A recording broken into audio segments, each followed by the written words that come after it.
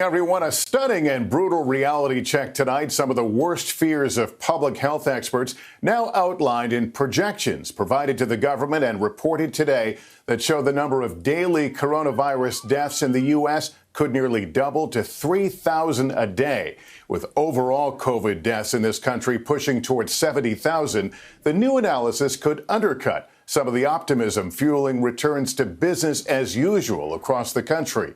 Our reporting tonight begins with Peter Alexander. With more states starting to ease restrictions and reopen their economies, a sobering new projection inside a draft government report from the Trump administration, warning of the possible consequences.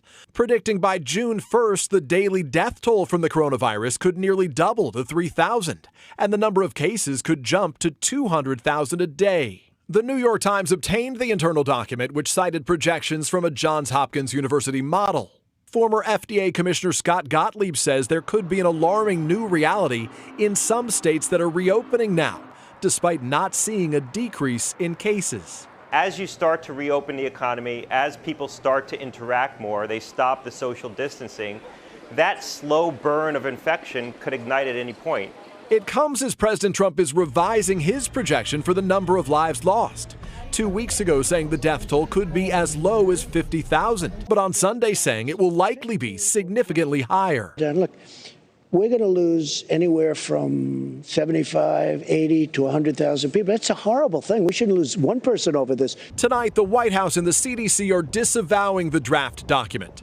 The White House saying it's not their document, that it's not gone through interagency vetting, and is not reflective of any of the modeling done by the task force. The creator of the Johns Hopkins model telling the Washington Post the projections were unfinished and not in any way intended to be a forecast, but adding there are reopening scenarios where it could get out of control very quickly. Gottlieb noting cases are expanding in 20 states. And it may be the case that we have literally tens of thousands of infections every day, and we just have to learn how to reduce our risk and how to live in an environment where the backdrop is that there's going to be continued spread of this virus.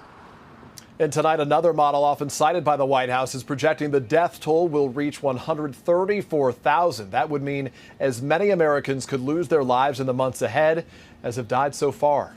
Lester?